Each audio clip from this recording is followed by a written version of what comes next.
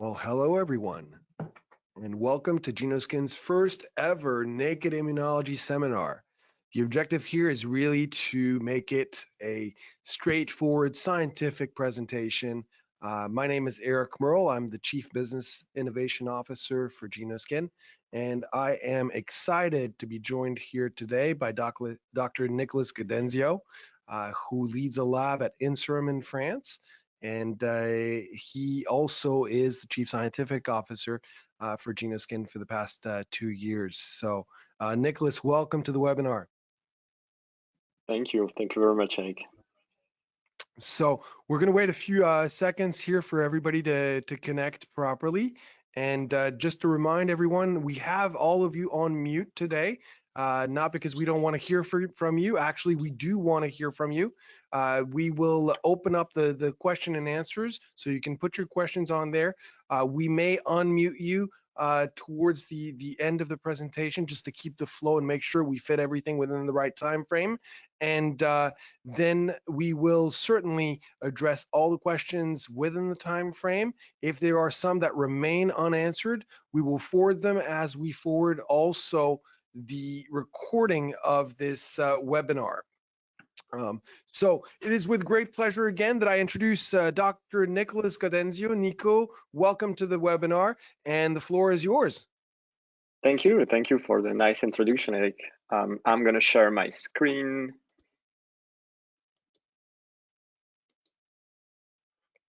Here it is. We can see your screen. Looks good. It's all yours. Excellent. Thank you very much. So it's my great pleasure to do the first seminar of Naked Immunology by Genoskin. And so, as Eric mentioned, I'm based in France, where I lead an academic lab at the French NIH INSERM, and I lead the scientific strategy and the R&D department at Genoskin since now 3 years, actually. So we're going to talk today about one really fast-growing topic, the mast cell biology, and with one particular receptor named MRGPRX2, which is a GPCR-expressing mast cell that has attracted a lot of attention by many people in the community so far. And we're going to see how it can be analyzed from biology to clinical perspective in skin immunology. So what you see here is a picture of the human skin taken by two-photon microscopy from one engineer from our lab. And here is the epidermis on the top that you don't see, but the staining here show blood vessels in red. It's a 3D picture, and we see the mast cell in green. What we know is that in the skin, mast cells are one of the most abundant immune cells that can be found, and they are found exclusively within the dermis. It's pretty rare to see any mast cell within the epidermis. Those cells are located near blood vessels, and where they can actually regulate the formation of edema during, for example, allergic reactions. And they are also connected to nerve fibers, and we will see that later on. So mast cell, a little bit of biology. Briefly, they are exclusively tissue resident immune cells. They are not circulating. Some of the progenitors that help them to be renewed within the tissue are actually exiting from the bone marrow, and then they will actually reach the peripheral tissue, in which they will maturate in mast cells. They have been known for many years to express the receptor KIT, which is the stem cell factor receptor, one really important for them to grow, as KIT deficient animals are completely deficient in mast cell. And they are also known to express the high affinity Ig receptor, Fc epsilon receptor 1, that will bind to circulating IgE and be able to be cross-linked by antigens or allergens, depending on the conditions. And this will trigger what we name mast cell degranulation. So the degranulation on mast cell is one of their main function.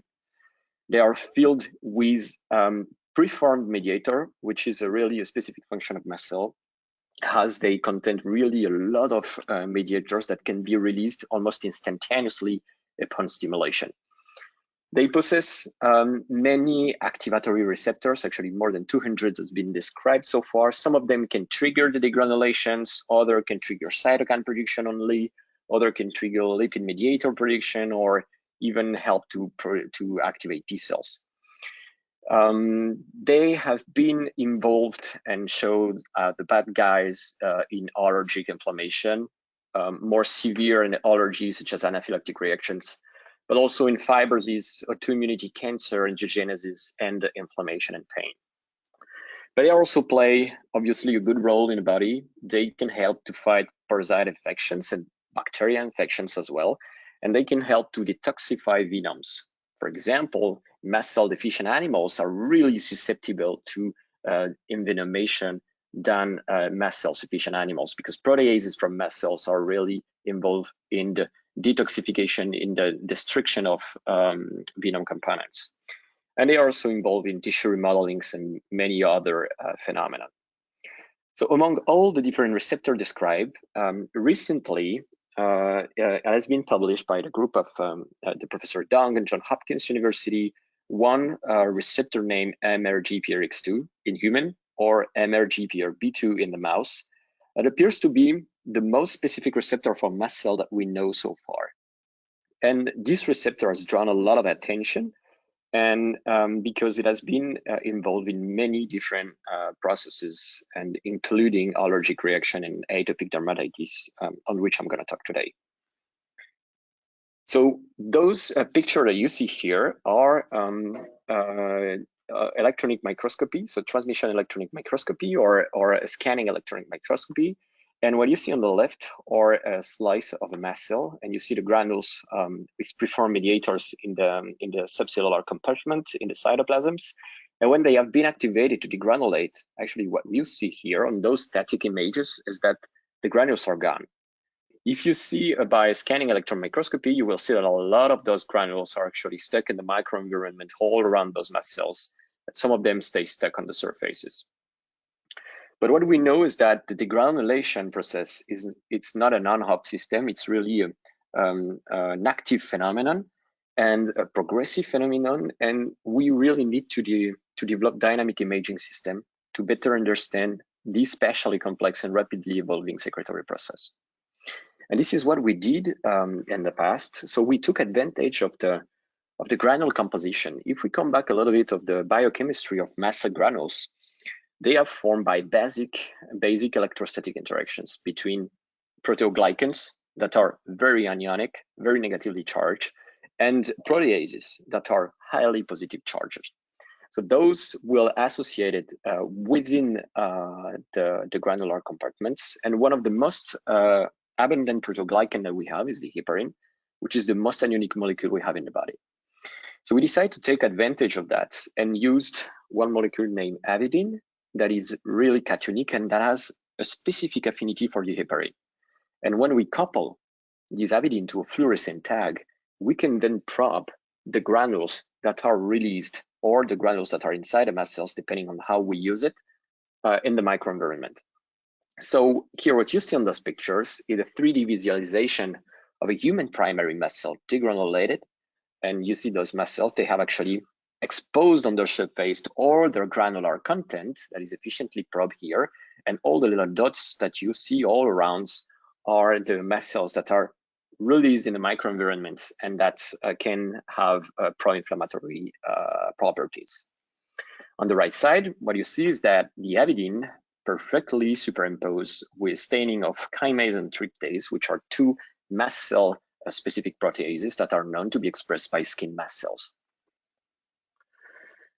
So using this system, we decided to perform some in vivo studies to better understand the biology of mast cells. And what we found, and we published that in 2017, is that a single injection of fluorochrome-labeled avidin enables specific labeling of dermal mast cells in vivo in living animals.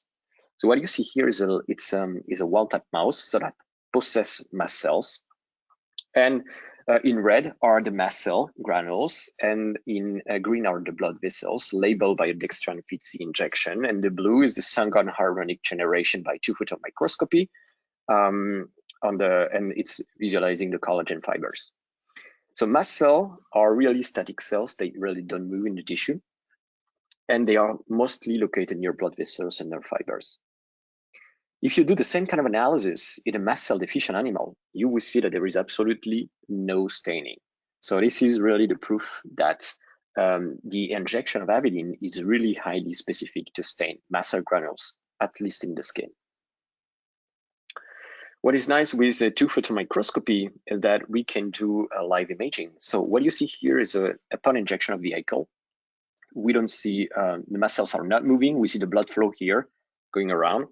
And if we mimic an anaphylactic reaction, so we sensitize the mouse with DNP-specific IG, and then we challenge the day after the mouse with an IV injection of DNP, we will then cross-link the receptor on the surface of skin mast cells, and we will see an immediate extravasation of the dextran, and you will see that the granules are actually released and they can flow around within the tissue, and there is a huge edema formation.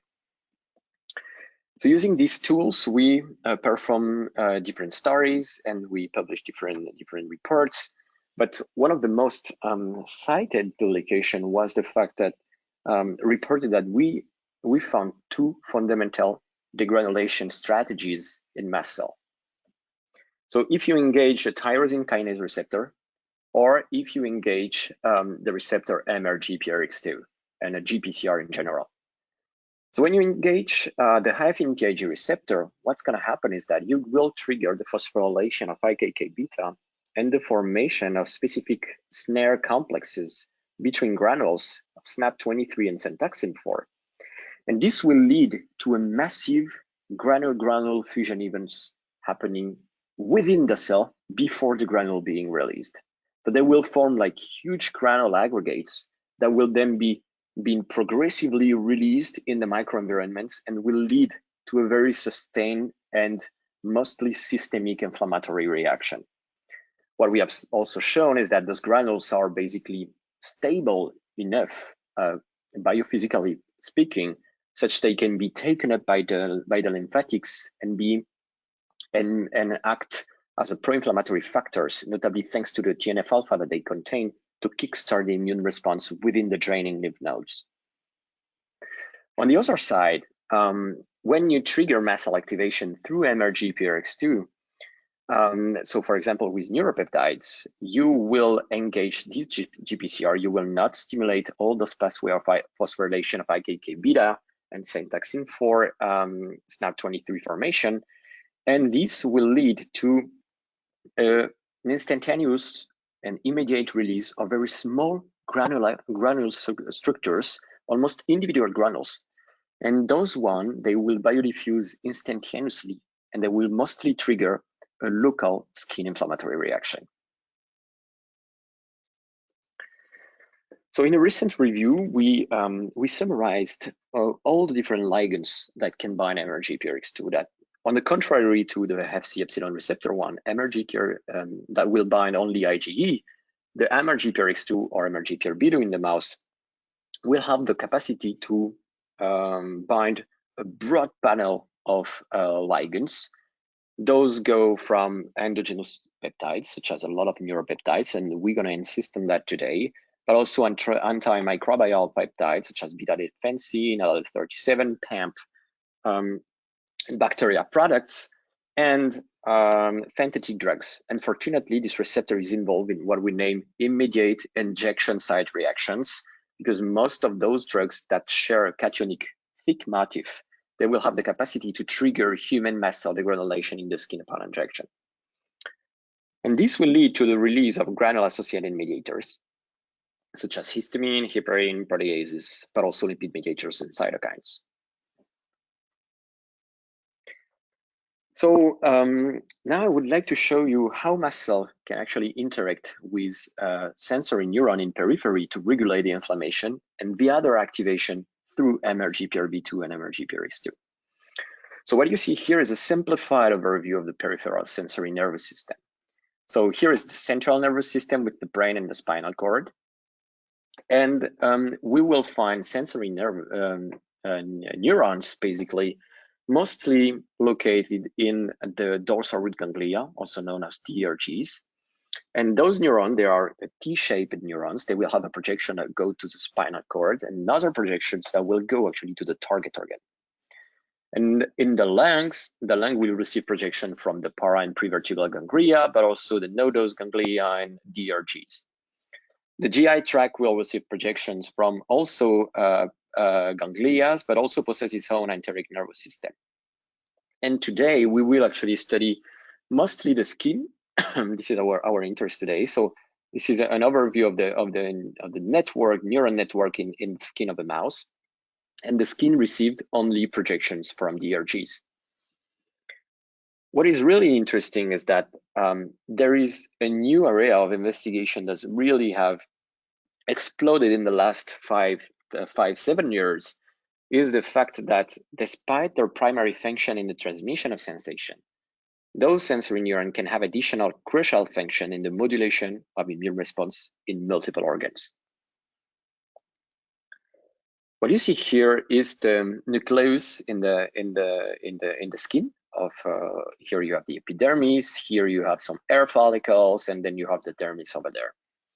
If we had the mast cell in this picture, we found again the mast cell within the dermis. And then if we had the sensory neurons, you will find it's going to be very hard to find a mast cell that is not in contact with sensory neuron. This really strongly suggested that they could communicate together. So the story I'm going to tell you is about a paper that we recently published in Nature Immunology, performed by two very talented persons, Nadine Serran and Liliane Basso, as a co-first author, and in collaboration with people at Stanford University, Johns Hopkins University, and as well friends. So it's going to be about atopic dermatitis. So AD is characterized by pruritus, which is very severe itching of the skin, eczema, and hypersensitivity to innocuous environmental substances such as allergens and painful skin lesions colonized by exotoxin producing Staph aureus. What we know of the physiopathology of AD is that at some point there will be a leakage in the epidermal barrier, and the house dust mites that are found on the skin of most patients and Staph aureus toxins will actually penetrate within the dermis, be taken up by dermal disease that will then migrate to the draining lymph nodes, and here they will actually be involved in the development of the type 2 immune response, which what we know now really in mouse and human is that IL-4 and IL-13 production are really key drivers of the chronicity of the inflammation. There are clinical evidences that both sensory neurons and mast cell actually play a role in the pathology. So if you take the serum of an AD patient, you will find very high level of a cationic neuropeptide, substance P, that is mainly produced by one subtype of sensory neuron expressing the ion channel 3p1 and the gene TAC1 that encodes for the substance P precursor. But you will also find very high level of chymase, which is one of the most major constituent of mast cell granules. So based on those data, we started a project to investigate whether mast cell and sensory neuron could communicate to trigger atopic dermatitis. So we first developed a clinically relevant model of AD by applying epicutaneous exposure in a mouse on the back skin of a mouse to Staph aureus toxin SEB and to house dust mite, two very common antigens found in most AD patients.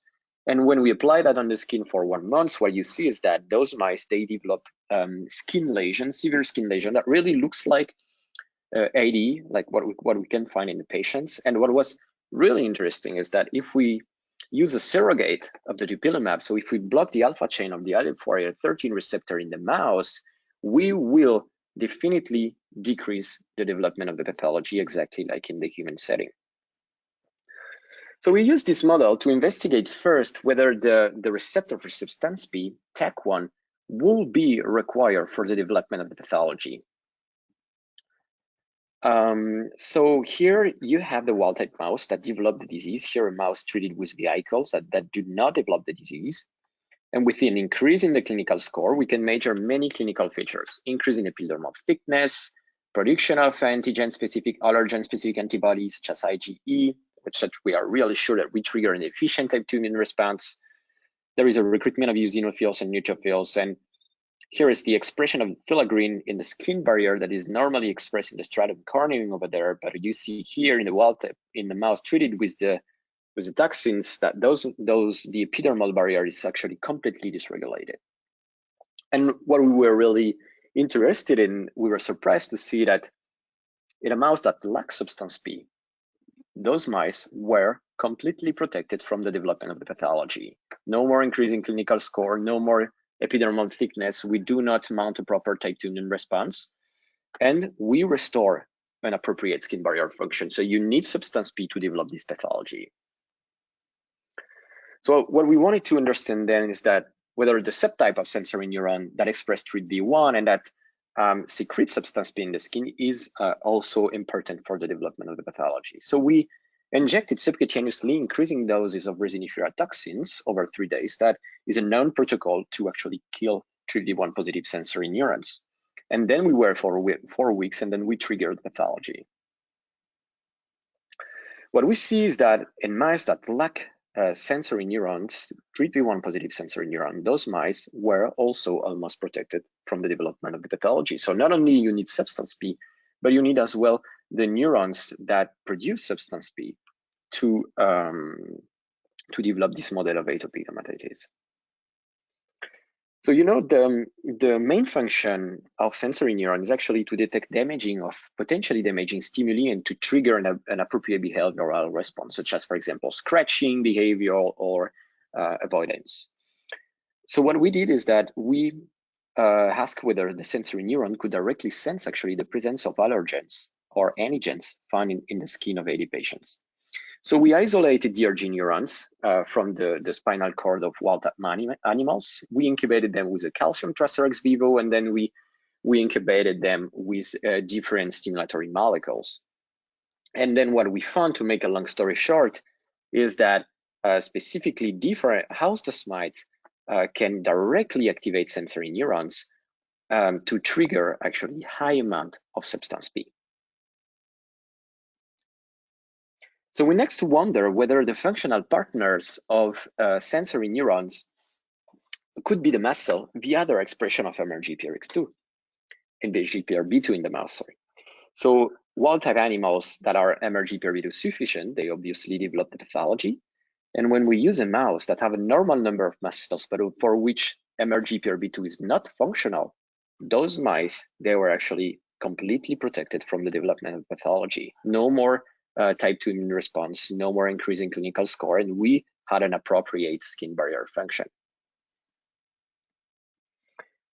So we next wanted to directly visualize the interaction between sensory neurons and immune cells and mast cell. So for that, we used a mouse that has a genetically encoded calcium tracer named GCAM3, and that is genetically encoded into sensory neurons. And we stained those mice with the avidin, as I showed you at the beginning, to label in vivo mast cell.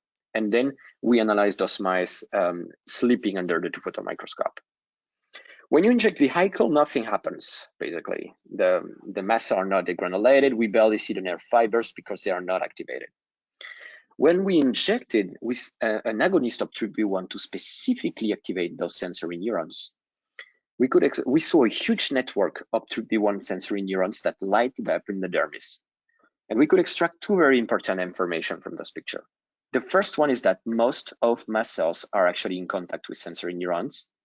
And the second one is that upon activation of those neurons, mast cells are found degranulated. And the second very important information is that if you infuse in the dermis the 80 antigens found in the patients and used in our models, you will have exactly the same picture: activation of sensory neuron and degranulation of adjacent mast cells. So we next perform live imaging in anesthetized animals. So here again is a mast cell that really don't move in the tissue in resting condition. But when we specifically activate neurons, and those neurons that can secrete substance P, what we saw is that the mast cell nearby actually start to degranulate. So this was the first real proof that the mast cell neuron communication directly in living animals in the skin. So based on this data, we proposed a revisited version of the etiology of atopic dermatitis that is based on neuro-immune interactions. So if I complete the scheme that I started at the beginning, house dust mites will actually penetrate within the dermis. They will be directly sensed by sensory neurons that will secrete substance P and would then be able to activate mast cell via MRGPRB2 or X2 in human. And this event will be a key event that will then kickstart the development of the chronic inflammation and the development of the type 2 immune response. This is why we think now that targeting those neuro-immune interaction in different skin inflammatory settings might actually be really interesting as a line of treatments before the development of the type 2 immune response. So we published this article in Nature Immunology in 2019, but our colleagues from Johns Hopkins as well, and for some of them we are co-authors as well, published 3 additional papers in major journals as well the same year, showing that actually this very interaction between substance P producing neurons and mast cell is involved not only in the development of allergic skin inflammation, but also in the pain response upon tissue injury, and in the itch, non-histaminergic itch, actually in contact hypersensitivity and atopic dermatitis. So really placing MRGPRX2 and MRGPRB2 as a key receptor regulating skin homeostasis and many key pathological features of skin inflammation. So I would like to finish this talk by showing you those pictures that are actually coming from unpublished results and from my lab. And what we know so far is that MRGPRB2 positive mast cells are not really restricted to the skin or peritoneal cavity, but we also found them distributed virtually in all organs. And this is really an important finding, as if you check carefully in all organs that we analyzed, all those MRGPRB2 positive mast cells that can be specifically identified with the avidin, actually, B2 negative mast cells do not stain with the avidin. They are all in close collaboration with nerve fibers in periphery. And we have also an ongoing studies showing that in the muscular layers of the gastrointestinal tract, and this is true for all the segment of the GI tract, all the small intestine segment, duodenum, jejunum, ileum, colon, that those mast cells, they're actually really deeply embedded within the muscular layers in contact with enteric neurons. And they are also able to communicate with enteric neurons to support the tissue homeostasis in the gut as well. So it's really interesting to think as a broad perspective that MRGPRB2 or MRGPRX2 in human might be a receptor really that master mast cell activation in many organs, and that could be involved in many pathological conditions. So with that, I would like to thank all the people from my lab at INSERM and Infinity, which is the Toulouse Institute for Inflammatory and Infectious Disease in France, and all the people also at Genoskin, and all the collaborators from the US and from Europe. And I would like to thank all the sponsors as well. And I would be more than happy to take any questions. Thank you very much.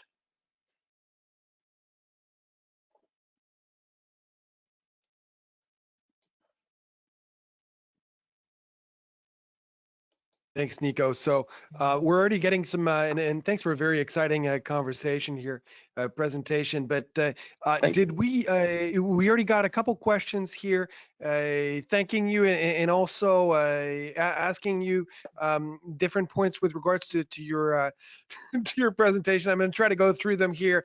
The first one from Becky Klein, which is asking if to confirm that what you're saying is that MRGB2 negative cells do not have avidin staining.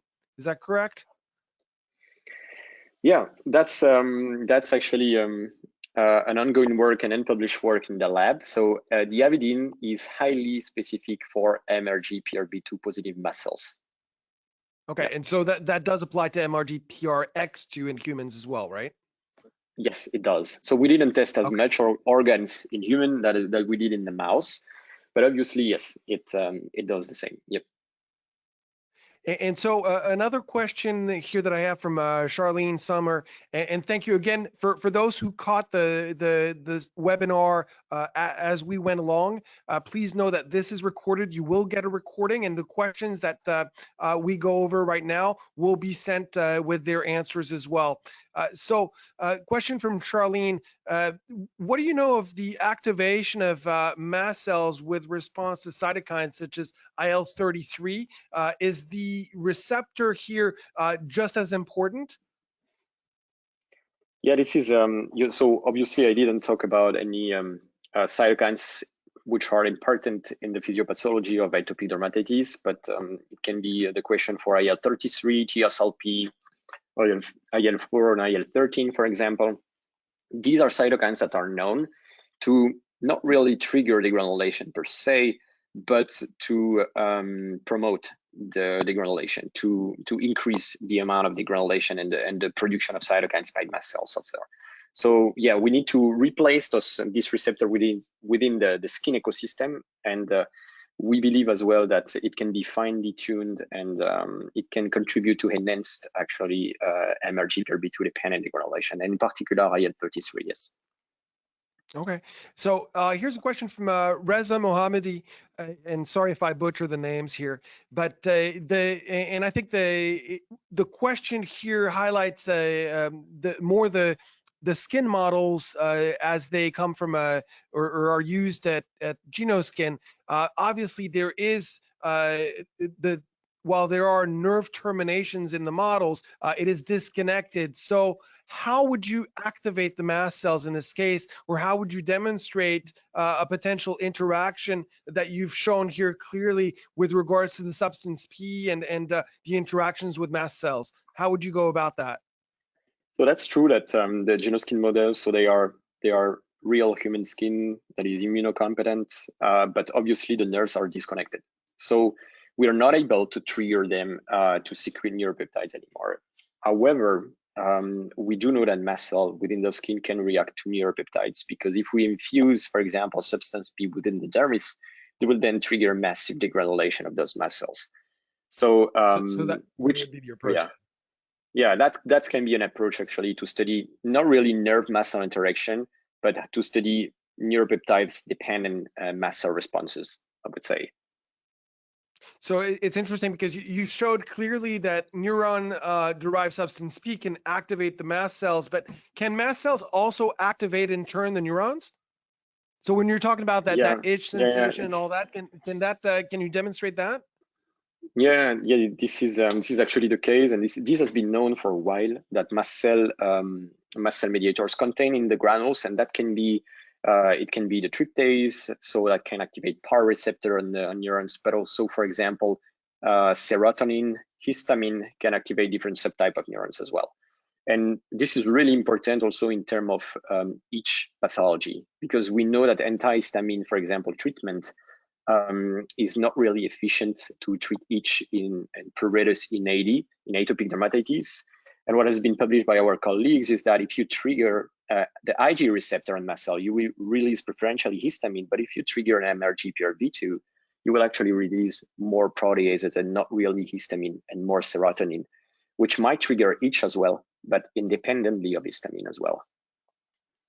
Okay, I have a question here from Mayu with regards to the use of two-photon imaging on human for similar imaging that you showed with mouse. Can that be done?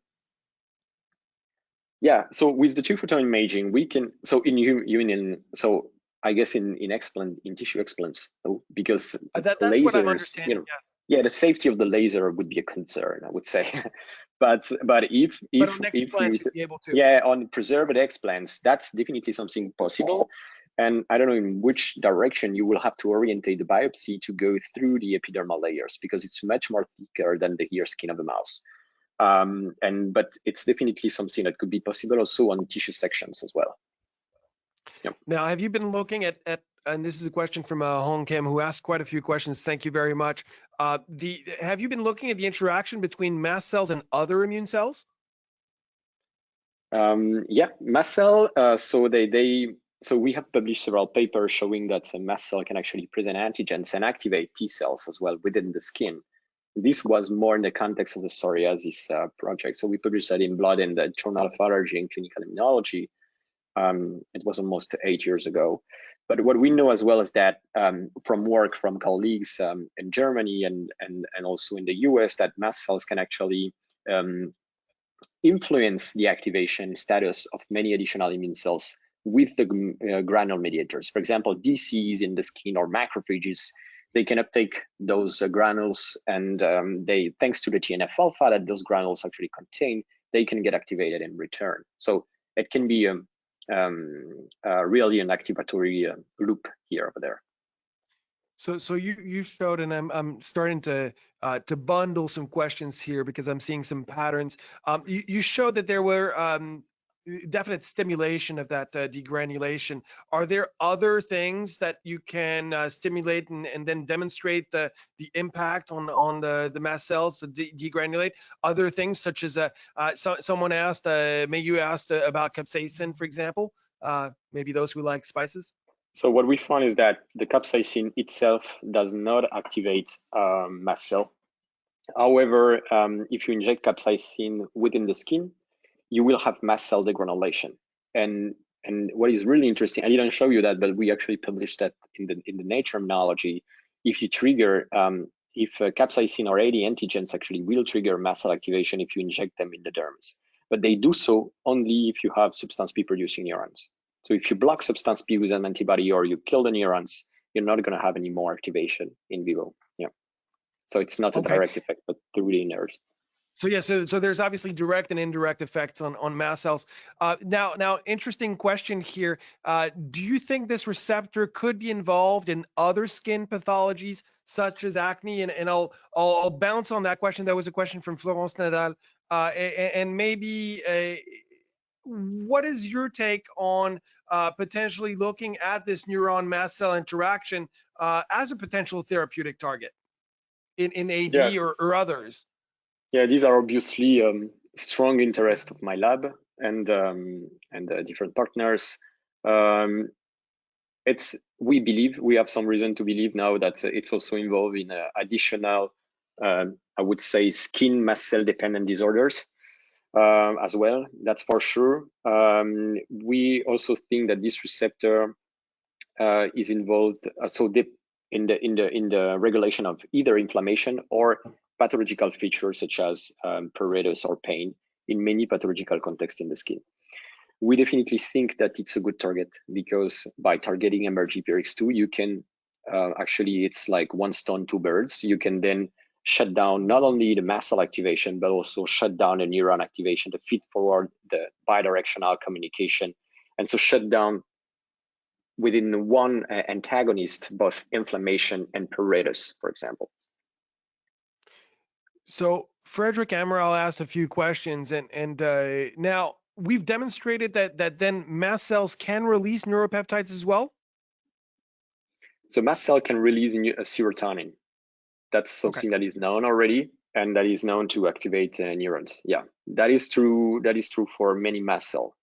It is actually one of the neuropeptide released by GI tract muscularis resident mast cell in our study that can trigger enteric neuron activation as well. Yeah. Okay.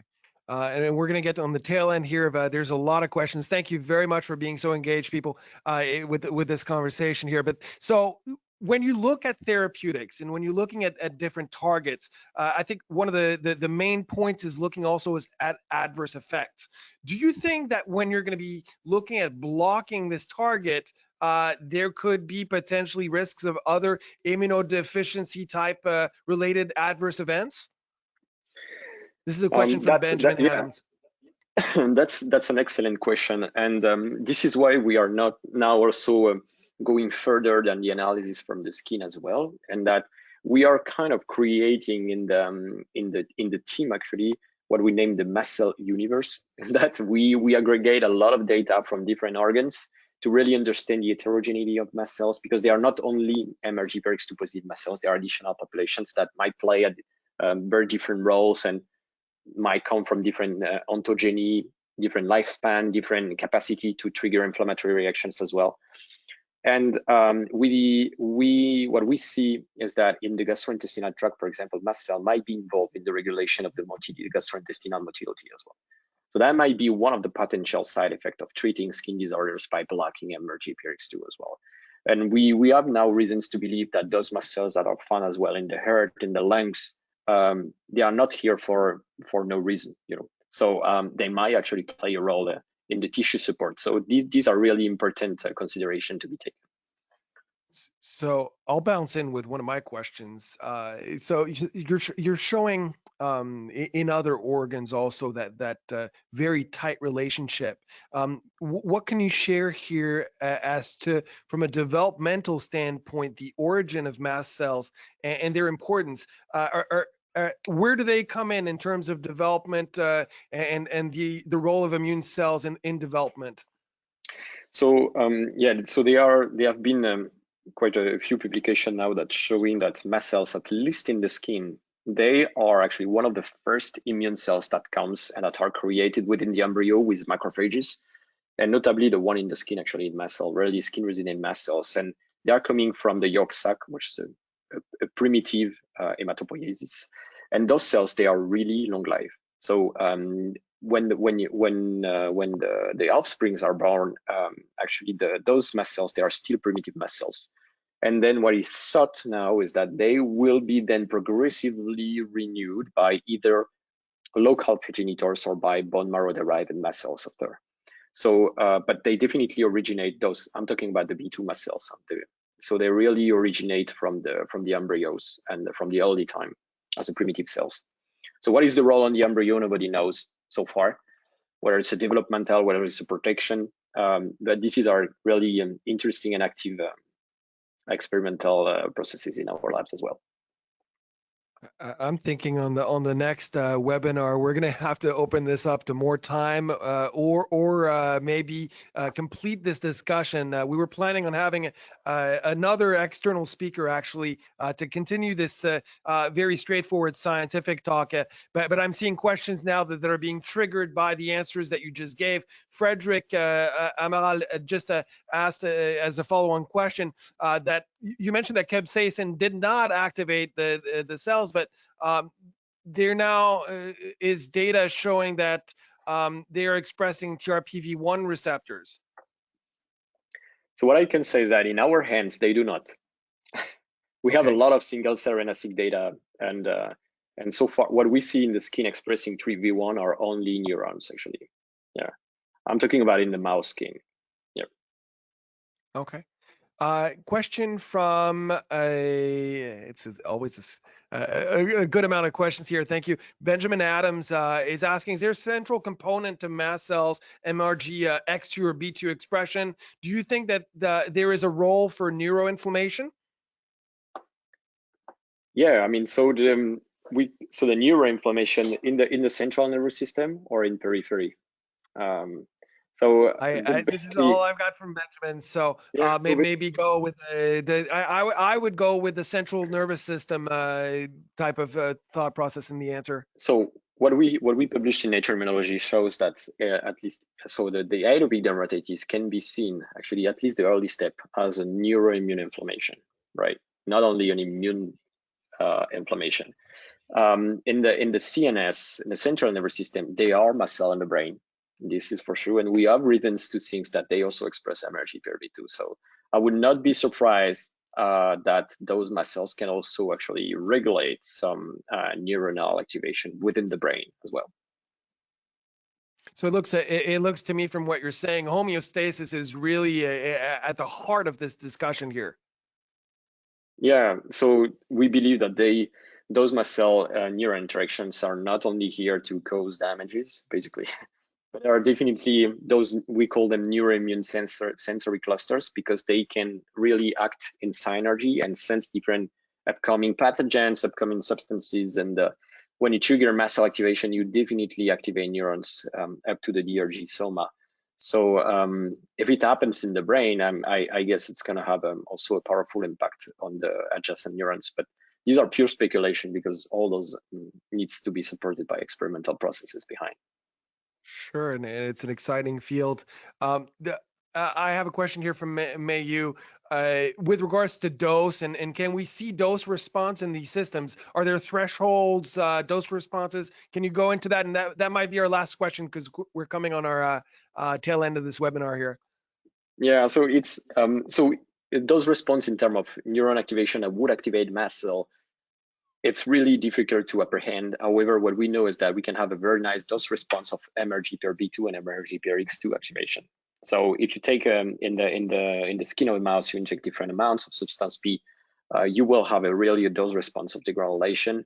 And in the human skin, for example, if we were talking about the genoskin explant before, we can have a very nice dose response via the activation of MRGPRX2 and with multiple agonists as well. Well, Nicolas, I would like to thoroughly thank you for the time you spent with us this morning or afternoon, evening, depending on which time zone you're in. Thank you again.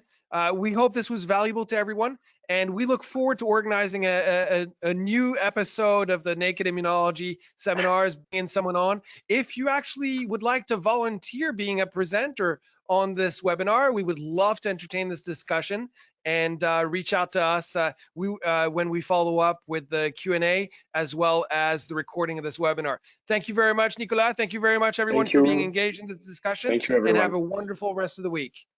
Thank you for the nice discussion.